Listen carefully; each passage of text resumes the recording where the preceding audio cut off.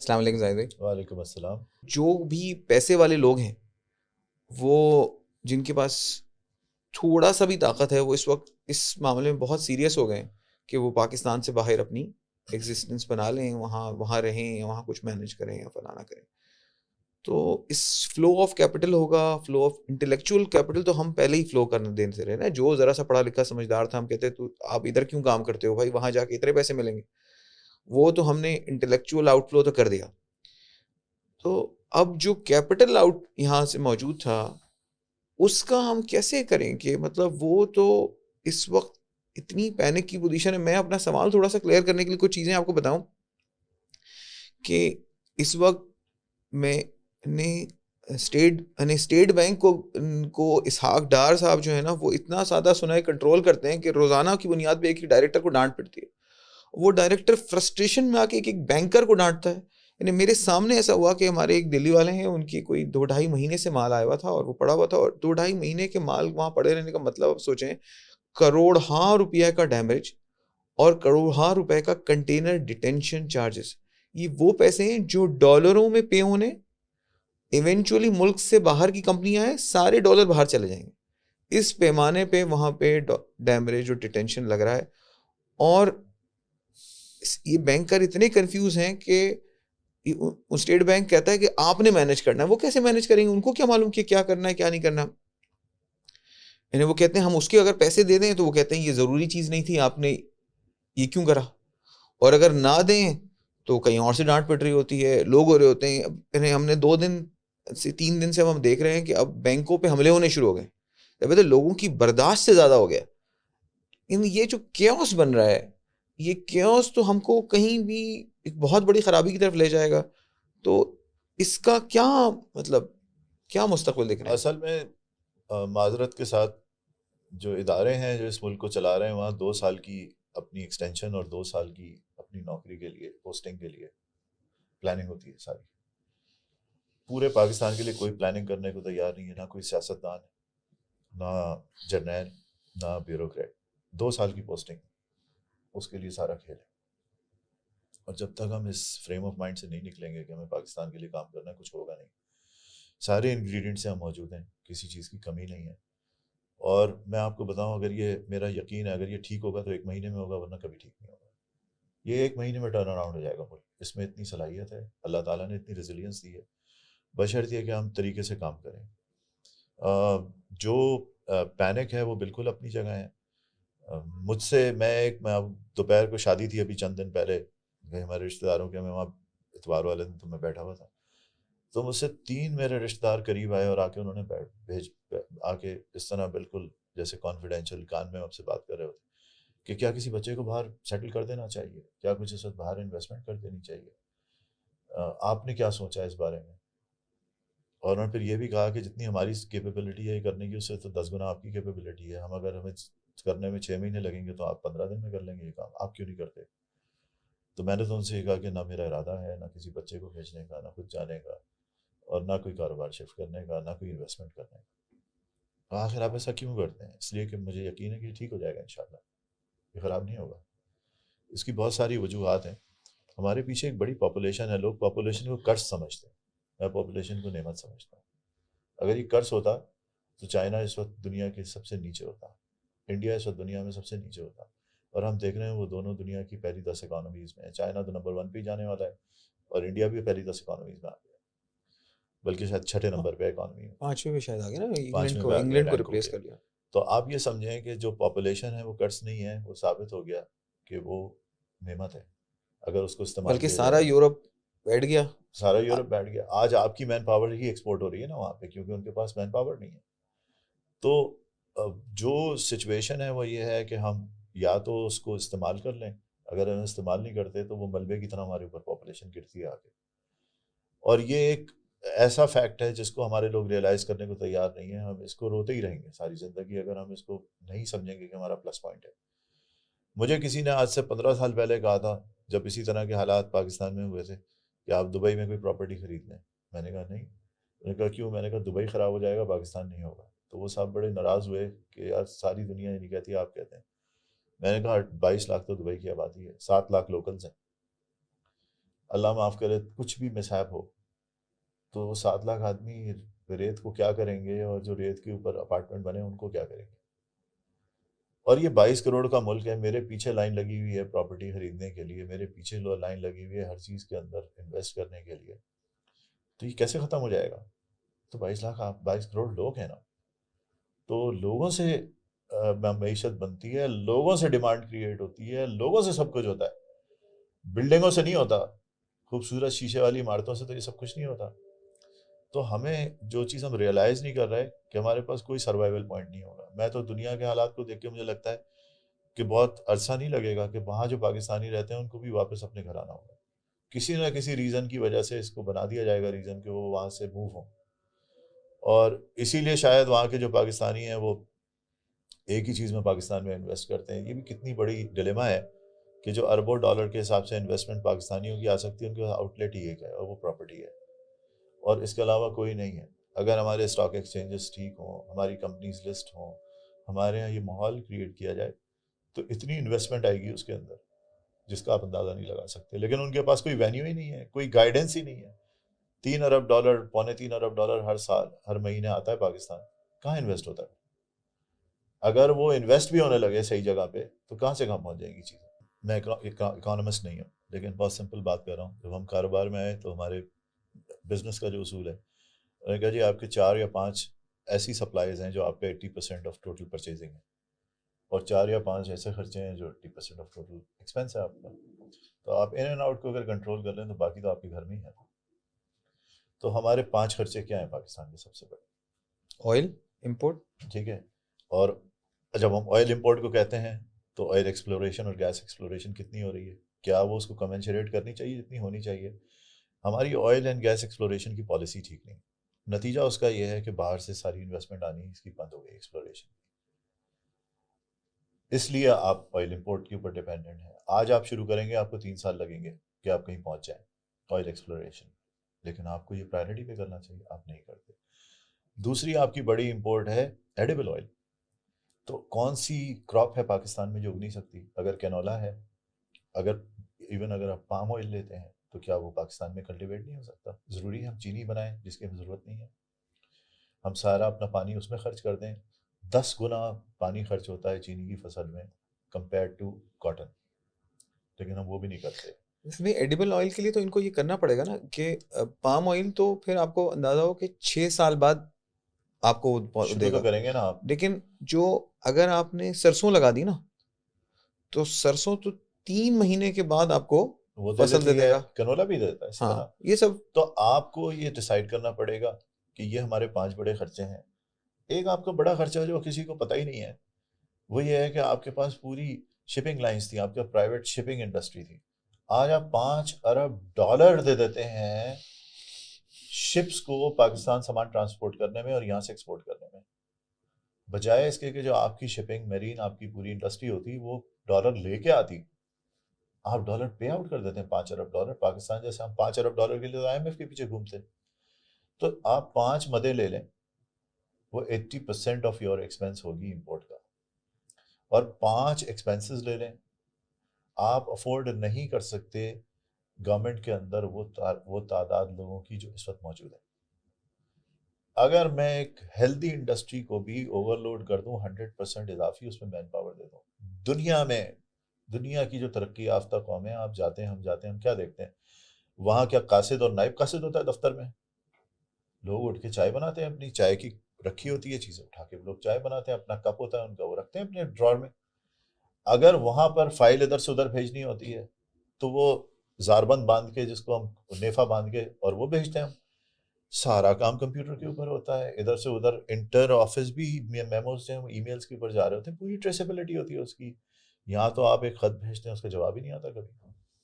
تو ہمیں جب تک ہم کلچر چینج نہیں کریں گے, ہم ریڈیوس نہیں کریں گے اس نمبر کو, اور فالتو کاموں پہ ہمارے پاس, کیونکہ ہمیں بھرتی کرنی ہوتی ہے تو ایئرپورٹ سیکورٹی فورس میں پہلے ایک جگہ سے کیمرے سے گزارتے ہیں. دنیا میں آپ نے دیکھا ہے کہ 2 جگہ سے کیمرے سے گزر رہے ہوں, پہلے وہ آپ کو الیکٹرانک اس کے اندر سے گزار رہے ہوں, پھر آپ کے جسم کی تلاشی بھی لے رہے ہوں. یعنی ہم ڈپلیکیشن کریٹ کرتے ہیں ٹو کریٹ جابس. آپ مجھے بتائیں کہ ریلویز کا کیا مطلب ہے دنیا میں؟ ریلویز کا مطلب ہے ریل کا ٹریک. ریلویز کا مقصد ریل گاڑی نہیں ہے. جو ریلویز ہوتی ہے وہ ٹریک مینٹین کرتی ہے, گاڑیاں اس میں ساری پرائیویٹ چلتی ہیں. آپ آج دے دیں سارے لاسز ختم ہو جائیں گے.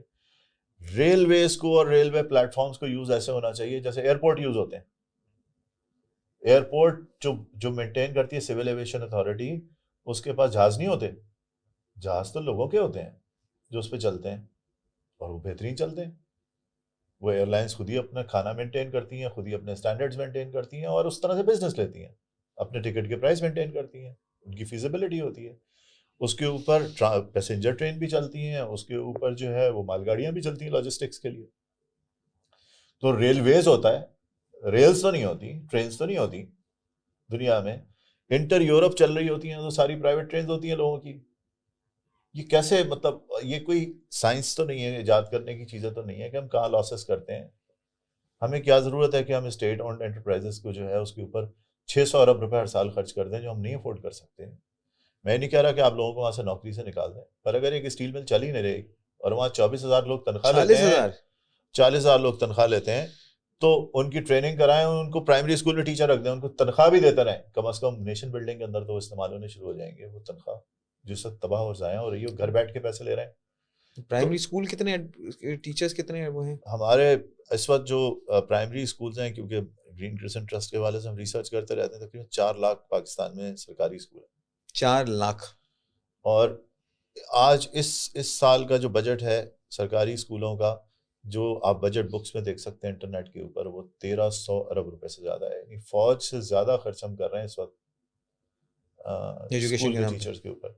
ایک پرائیویٹ جاب جو ایک گریجویٹ کو ملتی ہے ہمارے یہاں 30-32 ہزار کی مل جائے تو اچھی جاب کہتے ہیں اسے, اور اس وقت جو سرکار ٹیچر کو بھرتی کرے گریجویٹ کو, وہ تقریباً 60 سے 70 ہزار روپے کے درمیان کر رہی ہے. تو یہ بھی نہیں ہے کہ سرکار پیسے نہیں دے رہے, آؤٹ پٹ کوئی نہیں ہے. اور اس میں سرکار اپنے بچے کو بھی نہیں بھیج سکتی, کوئی اپنے سرکار بچوں کو بھی نہیں بھیج سکتے. کسی وزیر سے گئے اپنے بچے کو پڑھا کے دکھائے وہاں, کسی سیکریٹری سے گئے اپنے بچے کو پڑھائے, ڈپٹی سیکریٹری سے گئے اپنے بچے کو پڑھائے, نہیں پڑھائے گا. تو جس اسکول میں ہمارا کانفیڈنس نہیں ہے اس پہ ہم کیوں خرچ کرتے ہیں؟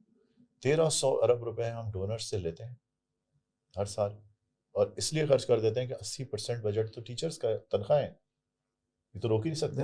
ہمیں European union Sindh text board کو, پنجاب ٹیکسٹ بورڈ کو الگ سے پیسے دیتا ہے جی, وہ پیسے آتے ہیں, ہم فری میں کتابیں چھاپتے ہیں, اور تقریباً ہر کتاب چھاپنے میں 50 سے 60% کرپشن کرتے ہیں. اور ڈیفٹ جو ہے, جو اتنا بڑا یعنی ملینز, کئی 100 ملین پاؤنڈ ہر سال وہ ہمیں دیتی ہے اسکول ایجوکیشن کے لیے.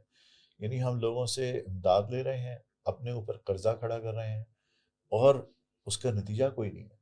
اگر ہم اس خرچے کو روکیں گے نہیں, اس طرح کے خرچوں کو, تو تیل بھی نکل آئے گا یہاں, تو ہم پھر بھی نقصان کریں گے اس کے اندر. یہ تو ممکن ہی نہیں ہے نا. تو ہمیں اپنی انکمز دیکھنی ہوں گی کہ کہاں ہماری کون سی مدوں میں ہمیں بڑھانی ہے, اور ہمیں اپنے ایکسپینسز کو کنٹرول کرنا ہوگا. اور جو چیز ہمیں امپورٹ سبسٹیٹیوشن کے لیے کرنی ہے, جو مین ہماری چیزیں, ان کو ہمیں ٹھیک کرنا ہوگا.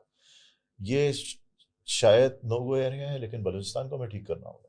ہمیں لوگوں کے ساتھ بیٹھنا ہوگا اور بیٹھ کے ان کے مسائل ریزالو کرنے ہوں گے, اور ان کو آن بورڈ لے کے ان سے لڑنے میں پیسے خرچ کرنے سے بہتر یہ ہے کہ ان کو پیسے دے دیں اور ان کو بٹھا لیں اور سیٹل کرا دیں.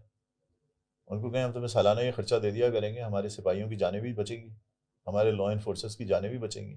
وہ پیسہ ان کو دے دیں اور ان کو کہیں تم سیٹل ڈاؤن ہو جاؤ, گھر بیٹھ کے بھی کھاؤ تو بھی اچھے, اور ہم وہاں پر آئل اینڈ گیس ایکسپلور کر لیں جو وہاں پر پڑی ہوئی ہے. اور پچھلے 25 سال سے وہاں پر کوئی آئل اینڈ گیس ایکسپلوریشن کا پروجیکٹ جا ہی نہیں سکتا. لوکل نہیں جا سکتے تو باہر والے کون جائیں گے؟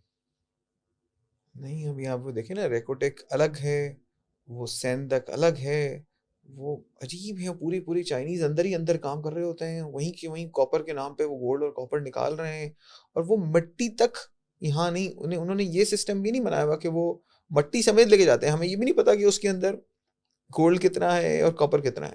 کیوں ہے ایسا؟ کہ یہ وہی بات ہے کہ اگر کوئی بہت مالدار باپ ہو اور وہ وراثت میں بہت کچھ چھوڑ کے جائے, اور ساتھ میں 2 نااہل بچے بھی چھوڑ کے جائے جو آپس میں لڑنے کے علاوہ کچھ نہ کرتے ہوں, تو یہی ہوگا جو ہمارے ساتھ ہو رہا ہے.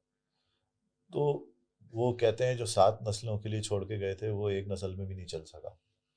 تو یہی حال ہم نے پاکستان کا کیا ہوا ہے کہ یہاں اللہ تعالیٰ نے جو خزانے دیے ہوئے ہیں, ہم سوائے لڑنے کے میں فرصت ہی نہیں ہے. صبح سے شام تک ویڈیو لیکس, آڈیو لیکس, ہم تو اسی کے اندر انجوائمنٹ میں زندگی گزار رہے ہیں. یہی ہماری انجوائمنٹ بن گئی ہے. سر یہ بات بھی سمجھ میں نہیں آتی کہ یہ جو نفرت کا انگیجمنٹ آئی ہے نا ہمارے عام اندر ایک کلچر آ گیا ہے, اس کا کیا حل ہو؟ مزدور سیٹ سے ناراض, سیٹ مزدور سے ہر کوئی ناراض, مافیا, بیوی باپ سے ناراض, ہر کسی کو ہم مافیا کہتے ہیں نا. یہاں کون مافیا نہیں ہے؟ جو بھی کام کر رہا ہے مافیا ہے.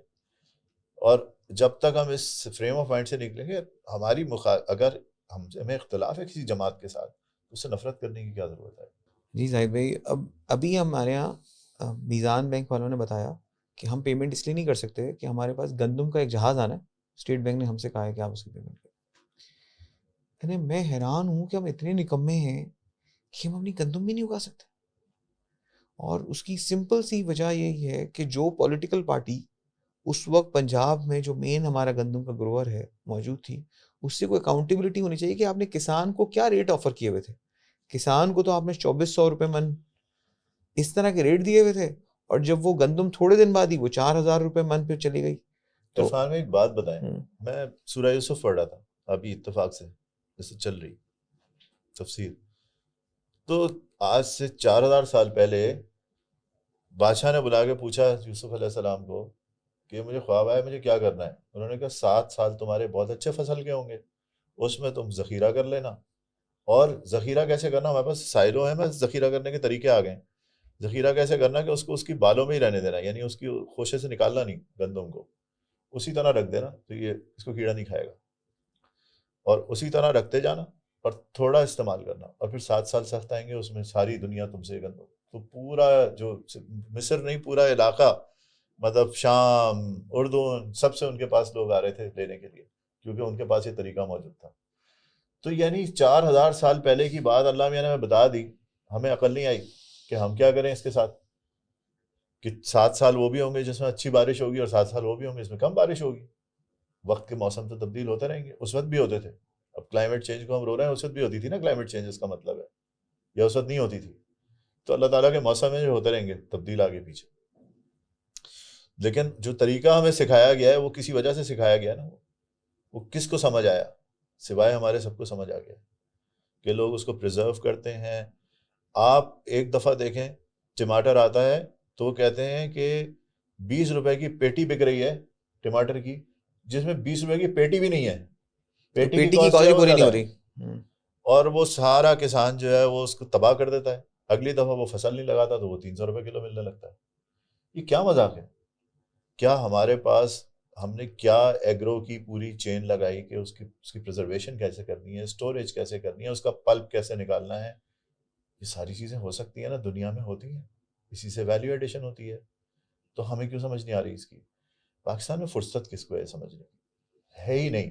ہمیں فرصت اس سے نہیں ہے کہ میں آج آپ کی ویڈیو لیک کروں, آپ میری ویڈیو لیک کریں, آج میں مزے کروں, کل آپ مزے کریں. پبلک بھی مزے کر رہی ہے الحمدللہ, اسی کام میں لگی ہوئی ہے. آپ دیکھیں کہ 7 سے 11 جو سب سے پروڈکٹیو ٹائم ہوتا ہے انسان کا, جس کے اندر وہ فیملی کے ساتھ بیٹھتا ہے, اس وقت ہمارا سب سے واچ پروگرام کیا ہوتا ہے؟ جس کے اندر لڑائی ہو رہی ہو, جس میں گالم گلوچ ہو رہی ہو, جس میں الزام تراشی ہو رہی ہو, جس میں ایک دوسرے بدکاری کے الزام لگائے جا رہے ہوں. یہ انٹرٹینمنٹ ہے ہماری. تو جس پوری قوم کو انٹرٹینمنٹ یہ مل رہی ہو, ان پٹ یہ ہوتا, آؤٹ پٹ کیا ہوگی؟ وہ یہی ہوگی, یہی زہر باہر آئے گا. ہمیں اس سے کسی بھی طرح نکلنا ہے اور پازیٹیوٹی کو لے کے آنا ہے. اگر ذہن میں پازیٹیوٹی ہوگی, اور مسلمان سے زیادہ پازیٹیوٹی نہیں ہے. ہم تو اللہ تعالیٰ سے کیا کہتے ہیں, الرحمن الرحیم, ہر نماز میں کہتے ہیں سورہ فاتحہ میں, کہ اس کی رحمت جو ہے وہ بڑی جوش والی بھی ہے, اور اس کی رحمت مسلسل بھی ہے, ختم بھی نہیں ہوتی کبھی. تو ہم کیسے پازیٹیو سے نیگیٹو ہو سکتے ہیں اس ملک کے بارے میں, اپنے بارے میں؟ اگر نیگیٹو ہونے کی اجازت ہوتی, خودکشی کی بھی اجازت ہوتی, اسلام میں تو ہے ہی نہیں نا. آپ کر ہی نہیں سکتے یہ کام, اس لیے کہ آپ نا امید ہی نہیں ہو سکتے, اور آپ نا امید ہو گئے تو آپ اللہ کا ایمان ختم ہو گیا آپ کا. تو ہم نا امید تو کیسے ہو جائیں؟ نا امیدی تو ہے ہی نہیں ہمارے پاس. لیکن صرف کہنے کا مقصد یہ ہے کہ ہم اس نیگیٹیوٹی سے تو لوگوں کو نکالیں, ہم ان کو ان ایکٹیویٹیز میں ڈالیں جہاں پر ان کو پازیٹیو مائنڈ سیٹ کے ساتھ وہ سوچیں, اور جب وہ اس طرح سوچیں گے تو پازیٹیو کام کریں گے. میں آپ کو ایک بڑی عجیب بات بتاؤں کہ ہم نومبر کے شروع میں جرمنی گئے, وہاں فارماسیوٹیکل کی ایگزیبیشن میں تھے. تو صبح ہمیں 3-4 سمیں لینی تھی, ہماری جو پوری ٹیم تھی ان کے لیے. تو میں اور ایک میرے کولیگ جو ہیں وہ سم لینے کے لیے چلے گئے فرینکفرٹ میں, اور ہم واک کر کے گئے. تو جس دکان میں ہم گئے وہ افغانی کی دکان تھی. تو ہم نے اس سے کہا سم دے دو, اس نے سم دی. تو وہ ظاہر ہے پہچان گیا, اس نے کہا پاکستانی ہے, میں نے پشاور میں تعلیم 8 سال حاصل کی ہے, آپ میرے ساتھ قہوہ پی لیں. تو میرے کولیگ جو ہے وہ سم کو ایکٹیویٹ کرا رہے تھے. میں نے کہا اچھا قہوہ پی لیتے ہیں. صبح کا ٹائم تھا 9 ساڑھے 9 کا. تو اس نے بتایا میں 18 سال سے فرینکفرٹ میں ہوں. تو میں نے افغانی سے پوچھا, واضح ہے افغانی سے, کہ یہاں کی اکانومی کیسی ہے. اس نے کہا کہ اکانومی جرمنی کی بہت خراب ہے. تو میں نے اس سے کہا خرابی کیا ہے, جرمنی تو دنیا کی سب سے اچھی اکانومیز میں سے ہے. تو اس نے پیچھے سے دراز کھول کے اتنا موٹا فائل نکالا اور کہنے لگا کہ روزانہ شام کو مجھے ریٹرن فائل کرنا ہوتا ہے, اتنی سختی ہے یہاں کہ میں ڈیلی حساب دیتا ہوں اپنی انکم کا, اور اگر مہینے کے آخر میں 10 یورو میرے ٹیلی نہ ہو رہے ہوں تو 20 یورو کا میرے پر جرمانہ ہوتا ہے. اتنی خراب یہاں کی اکانومی ہے. تو میں تو اس سے محظوظ ہو رہا تھا اس کی بات سن کے کہ افغانی بھی یہاں کے اتنے کمپلائنٹ ہو جاتے ہیں, سوچیں آپ.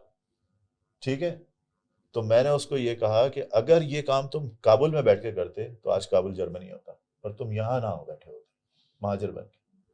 لیکن تم نے اپنے ملک میں یہ کام نہیں کیا, یہاں آ کے تم یہ کام کر رہے ہو. آخر ہم اپنے ملک میں یہ کیوں نہیں کر سکتے؟ کوئی اچھی مثال اصل میں لوگوں کے سامنے ہوتی نہیں ہے نا, تو وہ کہتے ہیں سب چور ہیں تو ہم کیوں چوری نہ کریں. نہیں, کینیڈا کی تعریف کرتے ہیں, یو کے کی تعریف کرتے ہیں. بتائیں نا کہ وہاں پر 56% جو آپ کی تنخواہ ہوتی ہے وہ ایٹ سورس کٹ جاتی ہے ٹیکسز میں, یہ بھی تو بتائیں. پھر اس کے بعد میں اس کا دعویٰ کرتا ہوں اگر یہاں بھی لوگ ٹیکس دیتے ہو نا, 3,000 روپے دکانداروں پہ ٹیکس لگایا تو راضی نہیں ہوئے, اور ہنگامہ ہو گیا پورے پاکستان میں. حقیقت تو یہی ہے نا, اگر میں ٹیکس دوں گا تو میں جا کے لڑوں گا بھی کہ میرے پیسے مجھے واپس کرو, دو مجھے یہ سہولت. نہ میں دیتا ہوں, مجھے بھی پتا ہے حکومت مجھ سے 100 روپے اس کو چاہیے ہوتے ہیں, میں 10 روپے دیتا ہوں, میں کہتا ہوں 90 تو میں نے بچا لی, حکومت بھی جاننے میں جائے, 90 روپے سے میں سہولتیں خود ہی خرید لوں گا, اس لیے کہ مجھے معلوم ہے کہ مجھے خود ہی خریدنی ہے, اور میں نے دیا بھی نہیں ہے ٹیکس. تو میں اگر میں نے دیا ہو تو مجھے یہ درد ہو چلو میں لڑی لوں جا کے, سروسز امپروو ہونی شروع ہو جائیں, پریشر بن جائے, وہ بھی نہیں ہوتا. یہ جو خرابیاں ہیں اتنی ساری ہم نے دیکھی, جس میں ہم نے کہا کہ ہم فوڈ چین پروسیسنگ نہیں کر رہے, ہم فلانا نہیں کر رہے, اس میں بزنس مین کا کیا رول ہونا چاہیے؟ حکومت تو چلے ہے ہی, بزنس مین جو ہے نا وہ suppose to be the most knowledgeable part of economy and the country, کیونکہ وہ چیزیں دیکھ رہے ہوتے ہیں جو باہر ہو رہی ہیں, وہ بھی دیکھ رہے ہوتے ہیں جو یہاں ہو رہی ہیں, اور وہ چیزیں انٹریگز دیکھ رہے ہوتے ہیں جو دوسرے لوگ نہیں دیکھ رہے ہوتے. کمپنی میں کام کرتے ہیں لوگ 4, وہ اپنے ڈپارٹمنٹ کو جانتا ہے, لیکن جو بزنس مین ہوتا ہے اس کی نظر زیادہ براڈ ہوتی ہے, اس کے اوپر ذمہ داری بھی اتنی ہے. اور میں ایز یوزول جو میں ہمیشہ بات کہتا ہوں وہی آپ سے کہہ رہا ہوں کہ نہ پتھر مارنے کی ضرورت ہے, نہ اسٹرائک کرنے کی ضرورت ہے, نہ آگ لگانے کی ضرورت ہے, نہ ٹائر جلانے کی ضرورت ہے, نہ بھوک ہڑتال کرنے کی ضرورت ہے. زبان سے بات کرنے کی ضرورت ہے. 99.9% آپ کے مسائل جو ہیں وہ زبان سے بات کرنے سے حل ہوتے ہیں. زبان سے اگر 4 آدمی ایک بدماش کو بھی جو محلے میں کھڑا ہو یہ کہہ دیں کہ تم غلط کام کر رہے ہو, اس کی ہمت ختم ہو جاتی ہے غلط کام کرنے کی. 0.01% وہ ہوتا ہے جہاں پر ہاتھ سے روکنے کی اور انفورسمنٹ کی بات آتی ہے. لیکن اگر ہم صحیح بات کو صحیح نہیں کہیں گے, اگر ہم نہیں مانیں گے کہ ہم نہیں ٹیکس دیتے, اگر ہم نہیں مانیں گے کہ ہم نے نظام کا ساتھ نہیں دیا ہوا, اگر ہم نہیں مانیں گے کہ کیا چیزیں ٹھیک ہونی چاہیے, اور ہم اسی میل پریکٹس میں سے لگے رہیں گے, اور ہم سمجھیں گے کہ ساری آمدنی جو ہے وہ انڈر انوائسنگ کرنے میں اور ڈپلیکیٹ کھاتے رکھنے میں اور غلط بات کرنے میں اور غلط بات بتانے میں نکال دیں گے ہم ساری انرجی اپنی, اور ہم سمجھیں گے ہم نے بڑی ہوشیاری کی ہے, آخری میں اینڈ رزلٹ میں ہم لوزر ہی ہوں گے. ہم نے یہ سارے کام کیے جو ہم نے اپنی اکانومی کے ساتھ اور اپنے ملک کے ساتھ کیے, مجھے یہ بتا دیں اس کے بعد ہم بہتر ہیں یا وہ بہتر ہیں جو کمپلائنٹ ہیں. جو قومیں, ہماری قوم سے زیادہ جلدی کسی کو نہیں ہے. ابھی آپ جائیں سگنل کے اوپر, الحمدللہ ہمارے سے زیادہ جلدی ہے کسی کو. ریڈ کے اوپر اگر ہم نہ نکلیں تو یہ ہو سکتا ہے کہ ایسا, مطلب ہم سے زیادہ جلدی میں تو کوئی قوم نہیں ہے. اور جو قومیں لائن میں لگی ہوئی ہیں سگنل کے اوپر, وہ کہاں ہیں اور ہم کہاں ہیں, یہ بتا دیں آپ مجھے. تو جو لوگ اس کو فالو کرتے ہیں وہ اسی کو فالو کرتے ہیں. تو بزنس مین کے لیے نصیحت تو ایک تو سمپل سی یہ ہے کہ سسٹم اگر ٹھیک ہو جائے, اگر نہیں ہے تو سسٹم کو ٹھیک کرنے کی کوشش کرو, بات کریں. ہمارا مسئلہ یہ ہے کہ ہم نے نا بالعموم ہم ڈرپوک لوگ ہیں, خصوصاً میں تو سمجھتا ہوں ہماری کمیونٹی کے اندر زیادہ ہی مسئلہ ہے کہ ہمیں ڈر لگتا ہے کسی ٹیکس والے سے بات کرتے ہوئے, کسی اتھارٹی سے بات کرتے ہوئے, کسی کو تجویز دیتے ہوئے, نظر میں آنے سے. یار میری بات نہیں کرنا, میرا ریفر نہیں کرنا, میں نظر میں آ جاؤں گا. الیکشن میں کھڑے ہونے سے، ہر چیز سے ہمیں ڈر ہی ہے نا کہ ہم فوکس میں نہ آ جائیں، اور کوئی کیونکہ ہمیں خوف ہے، اس معاشرے کے اندر جو خوف ہے اس کو نکالنے کی بہت زیادہ. میں تو آپ سے کہہ رہا ہوں نا کہ نہ کسی کی بے عزت کرنے کی ضرورت ہے. خوف جب ہوتا ہے جب آپ کسی کے اوپر ذاتی حملہ کرتے ہیں تو پھر وہ ریٹیلیٹ کرتا ہے. اگر آپ اصول کی بات کرتے ہیں تو کون ریٹیلیٹ کرتا ہے آپ سے؟ کوئی نہیں کرتا. اگر آپ صرف یہ کہتے ہیں کہ یہ سسٹم ایسے نہیں ایسے ہونا چاہیے، اس میں کوئی ریٹیلیشن نہیں ہوتی کبھی. ریٹیلیشن تو یہ ہوتی ہے کہ جب میں کسی کو پرسنل الزامات لگاتا ہوں، اور ہمارے ہاں جو مصیبت ہے وہ یہ ہے کہ ہم ذاتی الزامات لگاتے ہیں، سسٹم کے اوپر ہم بات نہیں کرتے کہ اس کو ٹھیک کر دو. کسی طریقے سے کوئی ریمیڈی ایسی سمجھ میں آ رہی ہے کہ جو بھی اگلا مہینہ ہے ہمارا جو اتنا خوفناک جا رہا ہے، انہوں نے پیسے مانگ لیے، کل شاید ان کو یو ای نے اور پیسے دیے، تو کیا کوئی حل ہے کہ ہم اس بیکار پنے سے نکلیں، اور کوئی وہ مطلب اگلے میں تو مہینے آپ کیا سے کریں؟ کہہ رہا ہوں کہ یہ 1 مہینے کی کہانی ہے. اگر ہم نے ٹھیک کر لیا تو ہم ٹھیک ہو جائیں گے. ہم بڑی محبت سے کہتے ہیں نا کہ ہمارے اوورسیز پاکستانی جو ہیں پاکستان کو $3 ارب بھیجتے ہیں. کہاں گئے $1 ارب اب؟ یعنی ہمیں $4 زیادہ ملیں گے ان آفیشیل میں، بلیک میں، تو ہماری محبت ختم ہوگی پاکستان کے ساتھ. ورنہ محبت سے پاکستان کو پیسے بھیج رہے تھے. یہ کس چیز کی محبت ہے بھائی؟ یہ کون سی محبت ہے؟ یہ ہر سیگمنٹ کو، میں اگر بزنس مین کو بھی کہہ رہا تھا تو میں اوورسیز پاکستانی کی بات کر رہا ہوں. بڑے محبت کرتے ہیں پاکستان سے، دیں نا آفیشیل چینل سے. اگر ان کو $230 سے یا $228 سے ڈالر مل رہا ہے، لے لیں. $10 زیادہ لینے کے لیے پاکستان کی پوری اسٹیٹ کو ڈیمیج کر رہے ہیں نہ کریں نا. سب نے تھوڑا سا برداشت کرنا ہے. 1 مہینے میں چیزیں ٹھیک ہونی شروع ہو جائیں گی. یہ تو طے کرنے کی بات ہے. جس دن ہم نے طے کر لیا اس دن چیزیں ٹھیک ہوں گی. کرنا ہم نے ہی ہے، نہ امریکہ نے کرنا ہے، نہ روس نے کرنا ہے، نہ یو اے ای نے کرنا ہے، نہ سعودی عرب نے. ہم نے ہی ٹھیک کرنا ہے. باہر سے تو کوئی آگے ٹھیک کرے گا نہیں ہمیں. آپ سے یہ پہلی اس طرح کی ملاقات ہوئی ہے کہ جس میں ہم پبلک کے ساتھ بھی باتیں کر رہے ہیں. ان شاء اللہ تعالیٰ الیکشن جیتنے کے بعد پھر آپ کے ساتھ بیٹھنا ہے، اور ہم ان شاء اللہ تعالیٰ بلال بھائی اور ڈاکٹر مقدر اور وقاص بھائی، فرحان مہنتی اور عمیر، ان شاء اللہ تعالیٰ ہم سب ساتھ بیٹھیں گے اور وہ بھی ہم ان شاء اللہ تعالیٰ اسی طرح بیٹھیں گے کہ پبلک کے اندر بتائیں کہ ہمارا 4 سال کا یہ پلان ہے، یہ سمجھ میں آ رہا ہے، یہ پریورٹی آپ بتائیں، اس میں کہاں غلطی ہے، ٹھیک کرائیں گے ان شاء اللہ تعالیٰ آپ سے. ایک دفعہ پھر آپ سے ٹائم لیں گے، اور مجھے لگتا ہے کہ اس کو اگر آپ ہمارے ٹھیک کرتے ہوئے چلیں گے نا تو ان شاء اللہ تعالیٰ ہم بہت بہتر طریقے سے آگے کام کر سکیں گے. بہت شکریہ. جزاک اللہ بہت.